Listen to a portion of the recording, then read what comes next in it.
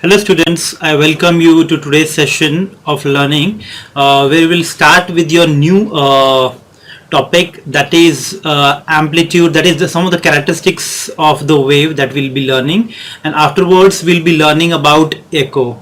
Okay, and what is in other words, it can also be classified as reflection of sound, the echo. Okay, so as of now we have already learnt about sound, what is sound, and how a sound can be classified as longitudinal wave, transverse wave, whether the sound is electromagnet, whether the sound is your mechanical or non-mechanical wave. Okay, so as of now we have learnt about all these things. Now we'll study about some of the characteristics as well as the reflection of sound and its application in our day-to-day life.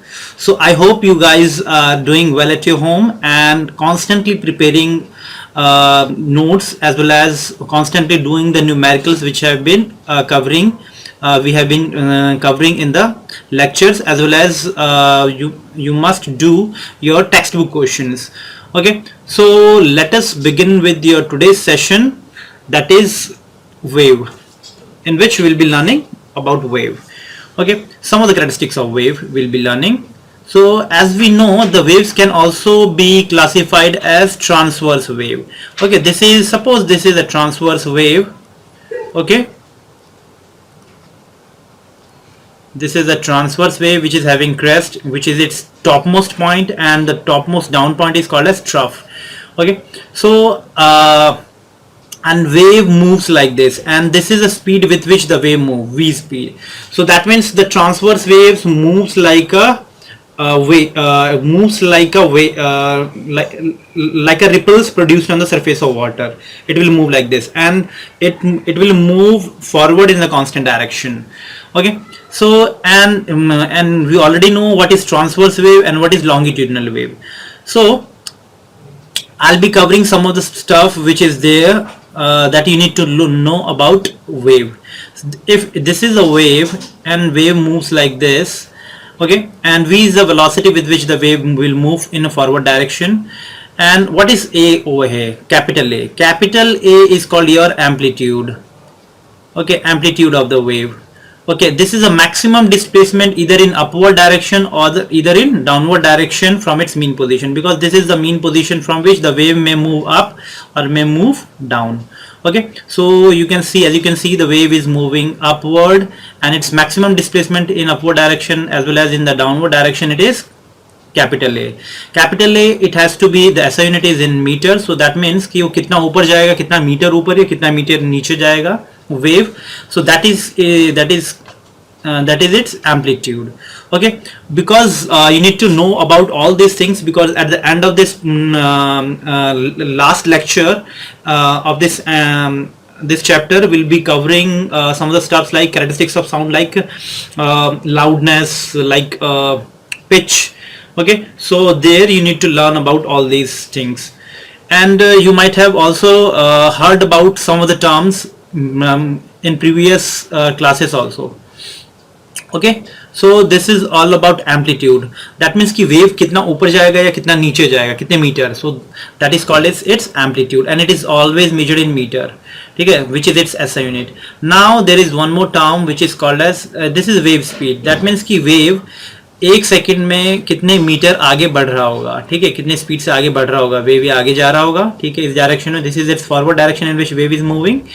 And what is the frequency? Frequency is, first of all, you need to know what is one wave.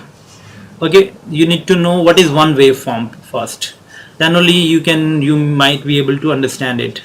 Okay, so what is wave, what is one wave, or what is one waveform? One wave means if I'll comprise, one wave may consist of one whole crest and one whole trough.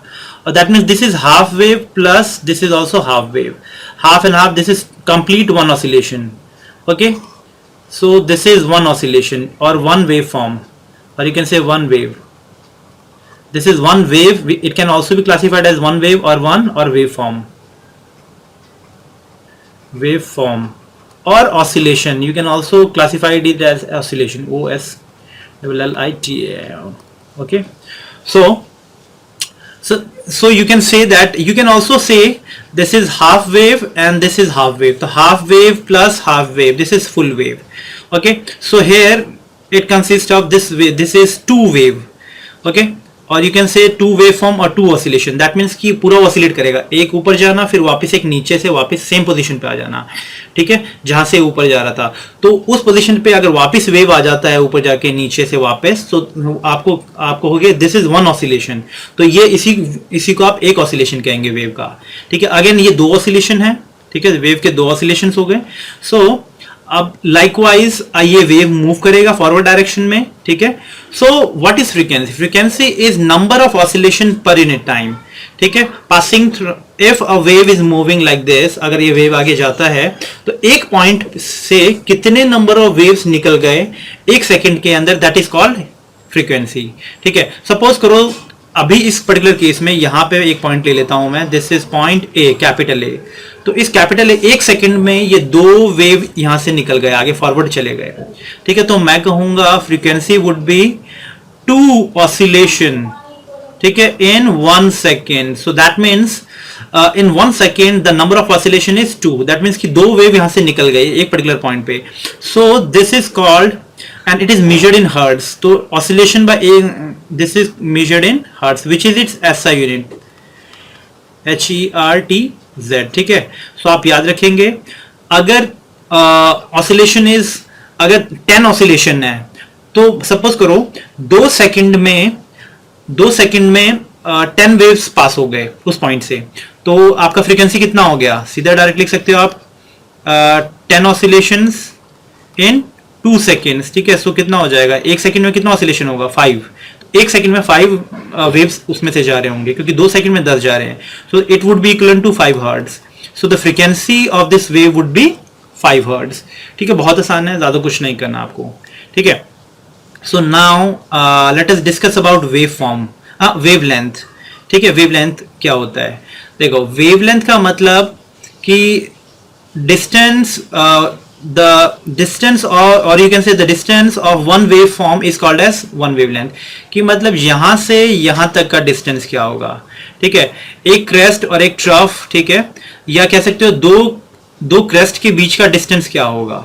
ठीक है, that is also called and it is denoted by symbol उल्टा y क्यों कहते हैं इसको? Lambda कहते हैं, Greek symbol it is lambda. Okay, so let me just discuss all this things कि एक वेव फॉर्म कितना होता है. ठीक है, उससे आपको थोड़ा सा और क्लैरिटी आ जाएगी. ठीक है, सो वेव फॉर्म मतलब नथिंग कि एक पूरा वेव का डिस्टेंस कितना है, that is called one wave form. Okay, या वन वेव लेंथ. ठीक है, सो अब थोड़ा सा देख लो आप कि देखो, दैट मीन्स कि अगर मैं कहूं यहां से यहां तक का डिस्टेंस, यहां से यहां तक का डिस्टेंस होगा लैम्डा. ठीक है, लैम्डा मीटर. ठीक है, तो एक वेव का डिस्टेंस को कहोगे लैम्डा मीटर, और फिर अगेन यहां से यहां तक का डिस्टेंस अगेन लैम्डा हो जाएगा. ठीक है, सो कह सकते हो डिस्टेंस बिटवीन, और ये वाला डिस्टेंस लैम्डा बाय 2. ठीक है, ये वाला डिस्टेंस अगेन लैम्डा बाय 2, क्योंकि हाफ ऑसिलेशन है. हाफ ऑसिलेशन का लेंथ लैम्डा बाय 2 होगा, फुल ऑसिलेशन का लेंथ लैम्डा मीटर होगा. ठीक है, so that is one wave length. ठीक है, और you can say the distance between the two consecutive crest भी कह सकते हो. दैट मीन्स कि ये क्रेस्ट और ये क्रेस्ट, इन दोनों के बीच का डिस्टेंस भी वेवलेंथ ही होता है. क्यों? क्योंकि ये देखो, ये आपका हाफ वेवलेंथ है. ठीक है, हाफ प्लस ये 1/4 प्लस 1/4. ठीक है, ये सो डिस्टेंस बिटवीन क्रेस्ट्स. ठीक है, distance between crest is also called as, अब देखो हमने कहा यहां से यहां तक का डिस्टेंस. ठीक है, सो दैट मीन्स कि ये जो डिस्टेंस है ऑलरेडी आपका यहां से यहां तक का डिस्टेंस लैम्डा बाय 2 है, और ये जो ये जो 1/4 वेव है, दिस इज 1/4 ऑसिलेशन, तो इसका डिस्टेंस लैम्डा बाय 4 होगा, इसका डिस्टेंस भी लैम्डा बाय 4. तो lambda by 4 plus lambda by 4, lambda by 2 plus lambda by 2, ये पूरा मिला के आपका कितना आ जाएगा? लैम्डा आ जाएगा. ठीक है, so likewise you can easily say, so it is nothing but the distance between two consecutive crest or two consecutive trough is also called as one wavelength, and its SI unit is meter. Okay, now you can see the relationship between velocity, frequency and wavelength. So इनका relationship देखें आप, wave speed, ठीक है, wave speed, frequency और wavelength के बीच का distance, ये रिलेशनशिप ये होता है, wave speed is equal to frequency multiplied by wavelength. ठीक है, सपोज करो एक वेव है, ठीक है, वेव का यहाँ से यहाँ तक का डिस्टेंस आपको दे रखा है 2 मीटर, ठीक है, और इसकी वेव की ओके एंड फ्रीक्वेंसी दे रखा है आपको वेव का 10 हर्ट्ज। 10 हर्ट्ज का मतलब एक सेकंड में 10 वेव्स एक पर्टिकुलर पॉइंट से पास हो रहे होंगे, ठीक है। तो what would be the wave speed, तो कितने स्पीड से वेव आगे जा रहा होगा, तो wave speed is frequency multiplied by wavelength. तो फ्रीक्वेंसी कितना है भाई, फ्रीक्वेंसी आपको बोला था frequency is 10 multiplied by wavelength. Wavelength is 4 metre, क्योंकि distance between the length of one wave is called as one wavelength, ठीक है। तो ये पूरा ये हाफ वेवलेंथ है, लैम्डा बाय 2 दे रखा है 2 मीटर, ठीक है। तो ये पूरा लैम्डा कितना होगा 4 मीटर, ठीक है। तो wave speed would be equal to 40 metre per second. सीधा डायरेक्ट आप मीटर पर सेकेंड में आंसर डालेंगे, क्योंकि this is in hertz, is in SI unit and metre is also its SI unit of wavelength. Okay, तो likewise you can easily find the any particular term. अगर lambda given है तो lambda given है, frequency given है तो speed, अगर speed given है, frequency given है तो लैम्डा इजीली फाइंड आउट कर सकते हो, कोई भी पर्टिकुलर टर्म, ठीक है। और एक चीज और पता करना है आपको यहाँ पे, time period. Capital T is nothing but the time period of the wave. Time period मतलब कि एक वेव को पास होने में कितना टाइम लगता है, ठीक है। एक वेव फॉर्म को जो एक पर्टिकुलर पॉइंट से पास होने में कितना टाइम लगेगा, is called as its time period, ठीक है। And it is inversely proportional to, देखो ये वेव एक वेव हो गया, तो ये कितने टाइम में यहां से निकल जाएगा, is called its time period, ठीक है। इस पर्टिकुलर पॉइंट से आगे कितने टाइम में निकल जाएगा, is called its time period, ठीक है। And it is reciprocal of frequency, ये याद रखना, this is reciprocal of frequency होता है, ये आप ये टर्म भी याद रखेंगे, ठीक है। तो आप फ्रीक्वेंसी की वैल्यू और क्या लिख सकते हो, 1 अपॉन टाइम पीरियड ऑल्सो भी लिख सकते हो, ठीक है। तो फ्रीक्वेंसी की वैल्यू आप 1 अपॉन टाइम पीरियड है यहाँ पुट करेंगे तो इजिली 1 अपॉन टी, तो वेलोसिटी को इस टर्म में भी ले सकते हैं, टाइम पीरियड और वेवलेंथ के टर्म में भी आप लिख सकते हो, ठीक है। लाइक देखो, अगर किसी वेव का टाइम पीरियड है let the time period of the wave is 0.1 second, तो दैट मीन्स एक वेव को पास होने में 0.1 सेकेंड लगता है, ठीक है। और वेव की स्पीड है आपकी 200 मीटर पर सेकेंड, तो what would be its wavelength. तो वेवलेंथ आप सीधा रिलेशनशिप करेंगे, v is nothing but frequency multiplied by time period, frequency multiplied by wavelength, ठीक है। तो wavelength is nothing but v by f, ठीक है। तो वेवलेंथ इज v, वेलोसिटी कितनी है 200 और फ्रीक्वेंसी कितना है भाई, frequency is 1 upon time period, तो frequency is 1 upon time period is 0.1, तो ये ऊपर जाएगा तो 10 हो जाएगा, तो 10 हर्ट्ज हो गया, ठीक है। तो you will get 10 hertz is equal to 20 metre would be the wavelength, ठीक है। So likewise you can easily do the numericals also. Okay, so let us move on to the most important thing of this chapter. So this is all about numerical question that you need to learn. Okay, so now we'll be studying about a reflection of sound. Okay, so let me just take one minute. Okay, see, reflection of sound wave, like many waves, like reflection can also we know that the light waves is also reflected on the plane surface, ठीक है। light wave क्या करता है, आया plane surface पे, ऐसे आया और ऐसे निकल जाएगा, this is normal, this is incident ray and this is reflected ray, and this is incident angle and this is reflected angle, ठीक है। तो पॉलिश सरफेस पे इजीली रिफ्लेक्शन हो जाता है, साउंड का भी रिफ्लेक्शन हो जाता है, तो उसके लिए साउंड के लिए आपको ये पॉलिश सरफेस की जरूरत नहीं है। So you need not have a polish surface for reflection of sound to take place. Sound आप यहाँ से प्रोड्यूस करो, ठीक है, यहाँ तो यहाँ से टकरा के वापस ऐसे चला जाएगा, ठीक है। तो साउंड भी आएगा और ऐसे निकल जाएगा, so sound can also reflect. So this may not be a plane surface, और ठीक है प्लेन सरफेस नहीं होगा, बट और एक चीज़ और, जब साउंड रिफ्लेक्शन होता है, ठीक है, सो कुछ एनर्जी साउंड का लॉस भी हो जाता है after bouncing back, and what is its sum of the energies और intensity of the sound wave is also decrease. As we you already know कि जितना दूर दूर जाएगा साउंड उसकी इंटेंसिटी धीरे धीरे डिक्रीज करती चली जाएगी, ठीक है, और वो रिफ्लेक्शन के बाद भी उसकी इंटेंसिटी डिक्रीज कर जाती है, ठीक है। So as you can see the definition, the returning back of the sound wave on striking the surface such as wall, metal sheet or any obstacle, ठीक है, और रिजिड ऑब्स्टिकल होना चाहिए, मीन्स वो सॉलिड ऑब्स्टिकल होना चाहिए, etcetera, is called as reflection of sound, ठीक है। तो उसी को हम रिफ्लेक्शन ऑफ साउंड कहेंगे। कोई भी रिजिड बॉल से रिफ्लेक्ट होकर वापस एक ही बैक सेम मीडियम में आ जाता है, returning back of sound wave on striking is called as its reflection of sound.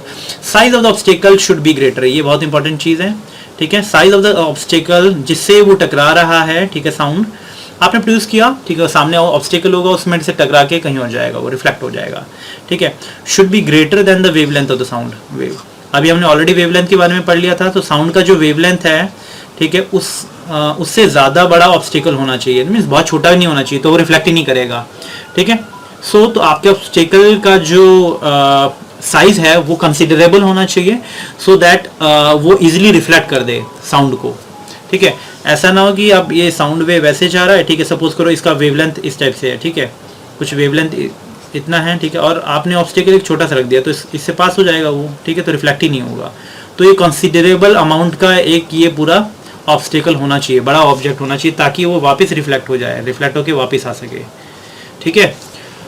Okay, so reflection of sound is also called as echo, ठीक है, this is also called as echo, but इसमें थोड़ा सा एक twist है जो आपको थोड़ा सा आइडिया लगेगा। अभी देखो एको,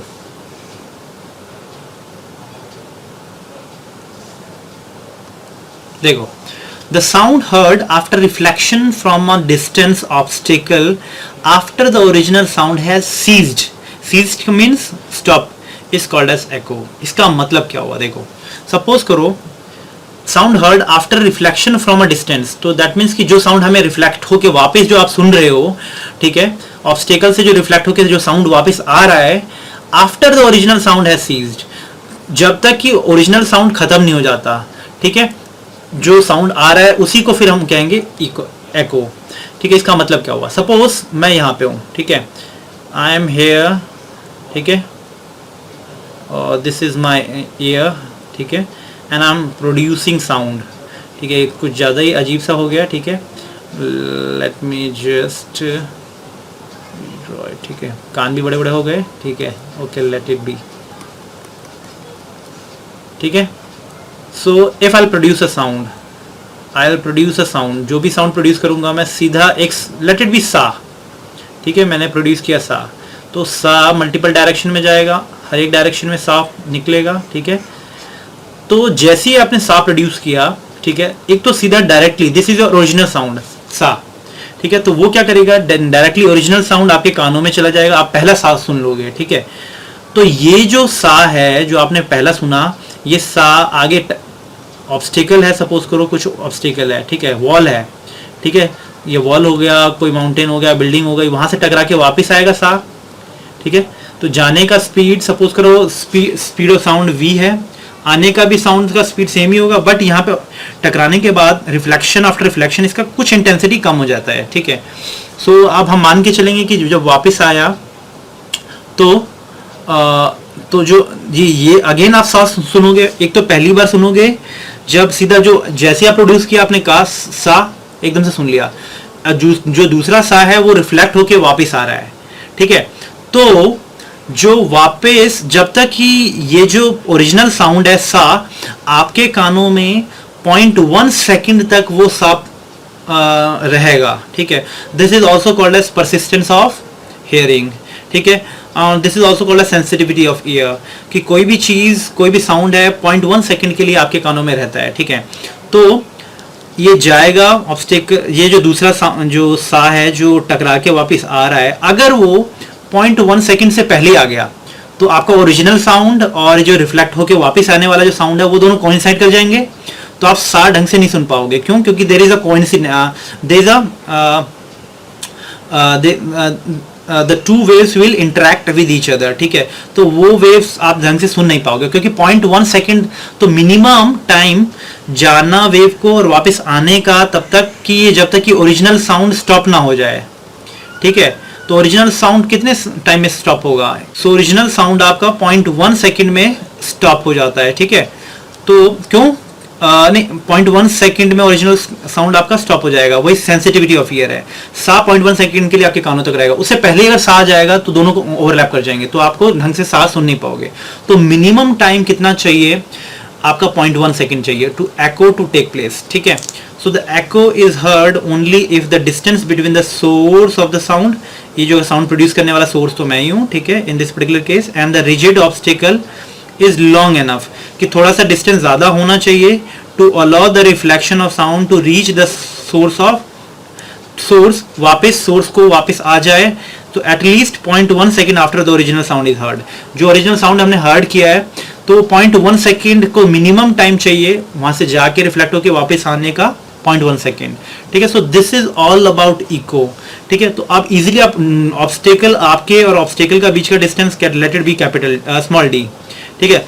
वेव की स्पीड ऑलरेडी आपको दे रखा होगा, ठीक है, v मीटर पर सेकेंड, ठीक है। वैसे speed of sound in air is close to 330 metre per second, ठीक है, 330 मीटर पर सेकेंड, या किसी बुक में 332 मीटर पर सेकेंड भी दे रखा होता है, ठीक है। सो आप डिस्टेंस निकालेंगे, वेव को कितना डिस्टेंस ट्रेवल करना है, d जाना और d वापस आना, तो 2d हमें पता है distance equal to speed into time होता है। स्पीड कितने स्पीड से जाना है और टाइम कितना लगेगा आने में, लेट इट बी जाना और आने का time, cap small t. So you can easily find out the distance, distance equal to vt by 2। So this is how you can easily find out the distance between you and obstacle. हमें पता है eco के लिए minimum time कितना होना चाहिए, 0.1 second. 0.1 second के बाद भी अगर साउंड आता है तो ओरिजिनल साउंड खत्म हो गया और फिर आप बाकी फील्ड वाला सांस सुन सकते हो, ठीक है। तो मिनिमम टाइम तो ये चाहिए था, तो मिनिमम टाइम के लिए हम मिनिमम टाइम पे मिनिमम डिस्टेंस भी निकाल सकते हैं, ठीक है। सो लेट अस सी, देखो आप थोड़ा सा, as you can see the sound persist in our ear for about 0.1 second which is the sensitivity of our ear, ठीक है। तो जब हम सुनेंगे साउंड जाना और वापस आना तो टाइम कितना लगना चाहिए, मिनिमम 0.1 सेकेंड। कितने स्पीड से जा रहा है, v आ रहा है, कितने स्पीड से v, तो 2d the distance, v into, so this is also already known, ठीक है। तो जाने का स्पीड, टाइम, आने का टाइम, जाना और आने का टाइम 0.1 सेकेंड मिनिमम होना चाहिए, ठीक है। तो आप पुट करो इसमें 0.1 second, velocity close to 340 metre per second होता है साउंड की वेलोसिटी, डिवाइडेड बाय 2 करेंगे, मल्टीप्लाइड दोनों को, तो you will get close to 17 metre, ठीक है। तो this is the value that you need to know, ठीक है, कि आपके बीच में, आपका और ऑब्स्टिकल का बीच में distance minimum close to 17 metre होना बहुत जरूरी है, ठीक है। सो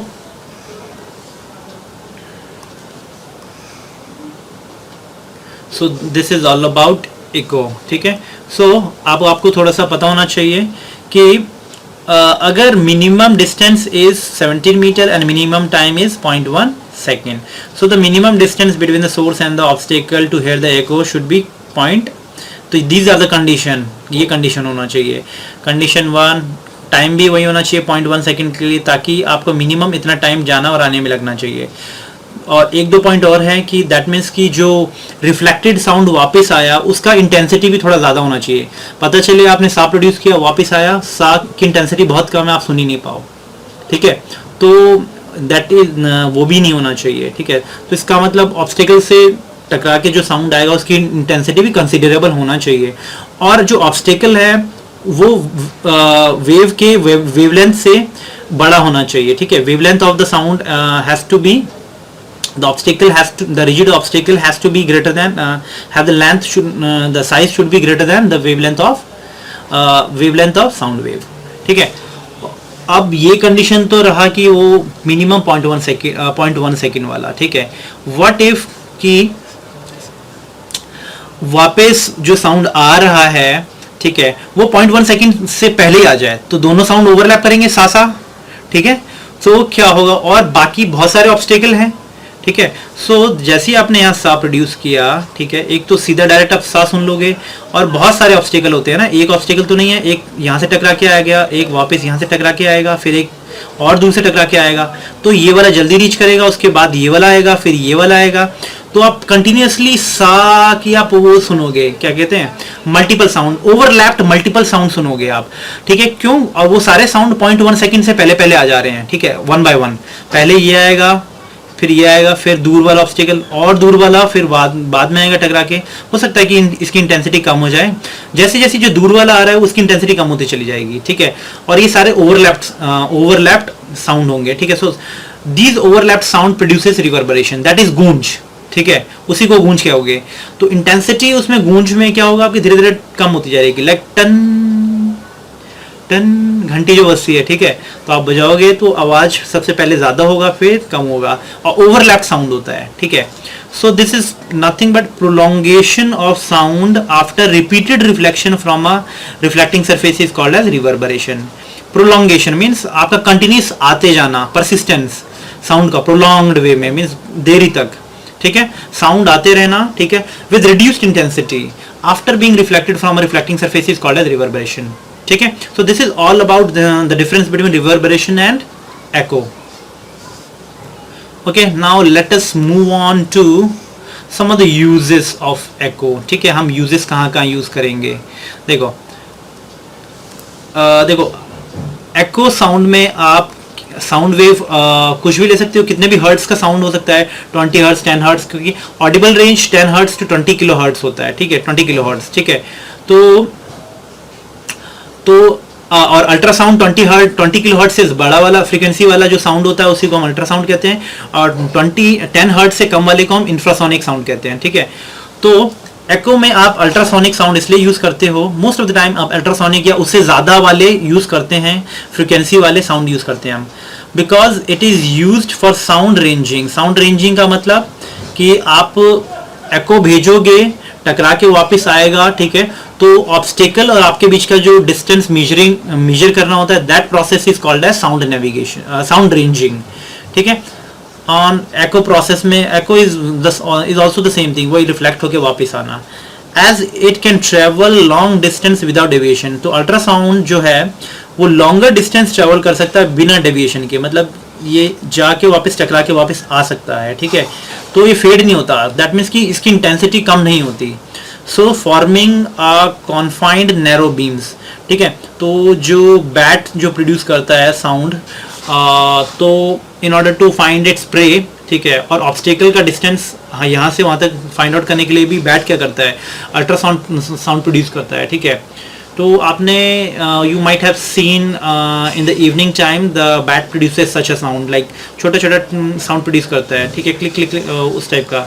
So in order to, because the bat cannot see much clearly at night time, so it make use of sound ranging techniques where it sends ultrasonic sounds in the ambient environment, and it can easily that sound after being reflected from the obstacle like prey हो गया, कोई insects वगैरह हो गया, उससे reflect होके वापस आएगा तो इजीली और वो सुन पाएगा, तो कितनी जल्दी आ जाएगा तो उसको आप इजीली पता चल जाएगा कि वो कितने डिस्टेंस पे है, ठीक है। तो इतना इंजीनियरिंग कर रखी है बैट ने भी, ठीक है, उसको भी पता है कितने डिस्टेंस पे आपका ऑब्स्टिकल है या वो कहीं टकरा ना जाए, ठीक है। तो इसलिए अल्ट्रासाउंड साउंड भी भेजता रहता है वो, ताकि वो इजीली डार्क में भी he can easily navigate, he can move from one place to another. Okay, so bat ने भी बहुत इंजीनियरिंग करके उसने भी साउंड बहुत पढ़ रखा है, ठीक है। So it make use of, so अब देखो इसके एग्जांपल्स कहाँ यूज हो सकता है। Use of echo by bat, ठीक है, dolphins, fisherman for sound ranging and finding insects by bat. Sound ranging already बता दिया मैंने आपको कि साउंड अल्ट्रासाउंड प्रोड्यूस करेगा, after being reflected from the obstacle it will come back and you can easily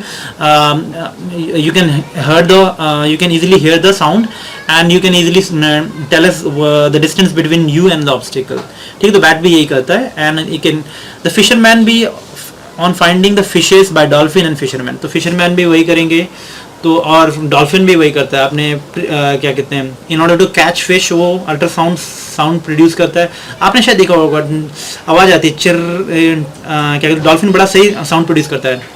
I can say but आप थोड़ा सा देखना, I can not produce it, ठीक है। तो वो बड़ा मस्त छोटे छोटे साउंड प्रोड्यूस करते हैं, ठीक है, बढ़िया अच्छा साउंड प्रोड्यूस करते हैं। So now let us discuss about one or two more application of sound wave, that is sonar technology। देखो सोनार में क्या होता है, देखो use of echo in Sonar. Sonar stands for sound navigation and ranging, ठीक है, साउंड नेविगेशन एंड रेंजिंग। ठीक है। तो इसमें क्या होता है, इट में sonar system are deployed on the ships, ठीक है, शिप्स में लगे रहते हैं, सबमरीन्स वगैरह में लगे रहते हैं, ठीक है, डिफरेंट शिप्स, बड़े बड़े शिप्स वगैरह में लगते हैं, ठीक है, in order to find out the obstacle distance. वो उसमें क्या होता है, एक ट्रांसमीटर होता है, एक रिसीवर लगा रहता है सोनार सिस्टम में, ठीक है। तो ट्रांसमीटर क्या करता है, अल्ट्रासाउंड भेजता है, सपोज करो this is the river bed या कह लो सी बेड, ठीक है। तो उसके आप कितना गहराई है द सी बेड का, that you need to find out. Suppose D is the distance, D is the depth of this particular sea, okay. So this in sonar system, this device sends that from its transmitter sends the ultrasonic sound towards the seabed, okay. After being reflected from the seabed, it will come down and it is received at receiver, ठीक है, and the time is noted between transmission and reception, ठीक है। Time note कर लेते हैं, जाने और आने का टाइम, ठीक है। तो you can easily find out the distance, जैसे आपको ऑलरेडी करते आ रहे हो, और कोई नया फॉर्मूला नहीं यूज करना है, सिंपल यही यूज करना है। अल्ट्रासोनिक साउंड आप इसलिए भेज रहे हैं क्योंकि वो बहुत इजीली साउंड, और एक चीज और, अल्ट्रासोनिक साउंड का जो एयर में है स्पीड डिफरेंट है, कम होगी, बट वाटर के अंदर अल्ट्रासोनिक साउंड की स्पीड ज्यादा होगी, ठीक है। ये इसमें शायद close to 1500 metre per second होता है अल्ट्रासोनिक साउंड का, ठीक है। और एयर में तो आपको ऑलरेडी पता है कि it is close to 300 meter per second या 332 metre per second, okay. So water में इसकी स्पीड बढ़ जाएगी। These are the things that we have already discuss, ठीक है। The speed of sound increases with increase while we moving from solid liquid to while we move from liquid to gas, ठीक है। तो in gas it will move the speed of sound is less as compared to the speed of sound in solid, okay। तो solid में ज़्यादा होगा, then फिर liquid में, then फिर gas में, ठीक है। तो obstacle distance, जाने और आने डिस्टेंस कितना ट्रेवल करना है, 2d कितने स्पीड से, v is the speed of ultrasonic sound in water। Ultrasonic sound in water में कितना स्पीड है, क्लोज टू 1500। टी we already know, transmission and reception का टाइम ऑलरेडी नोट कर लेंगे तो डिस्टेंस इजीली पता चल जाएगा इस रिलेशनशिप से, ठीक है। Same is the case for radar, radio detection and ranging, ठीक है।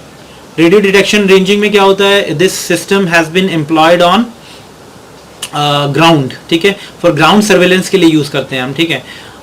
होता क्या है, रडार आपने देखोगे बड़े बड़े मूव करते रहते हैं, लाइक डिफेंस वगैरह में आपने बड़े बड़े शिप उस पर लगे रहते हैं, आपके डिफेंस आर्मरीज वगैरह में लगे रहते हैं, ठीक है, रडार सिस्टम लगा रहता है। और आपका नॉट इनफैक्ट उस पर लाइक आपके फाइटर जेट्स वगैरह पे भी लगे रहते हैं, लाइक सुकोई M30 MKI उस पर भी लगे हैं, ठीक है, आईएसआर रडार लगा है, ठीक है, ओके, लाइक मिराज 2000, ठीक है, जो हमारे सारे फाइटर जेट्स हैं, ठीक है, नाउ राफेल, ठीक है, सब पे क्या कहते हैं, मॉडर्न डे टेक्नोलॉजीज के रडार्स लगे रहते हैं। Radars nothing but radar sense the signal, that is radio signal send करता है वो अपने एनिमी शिप या ऑब्स्टेकल पे, not enemy ship, the obstacle पे, फाइटर जेट्स पे, ठीक है।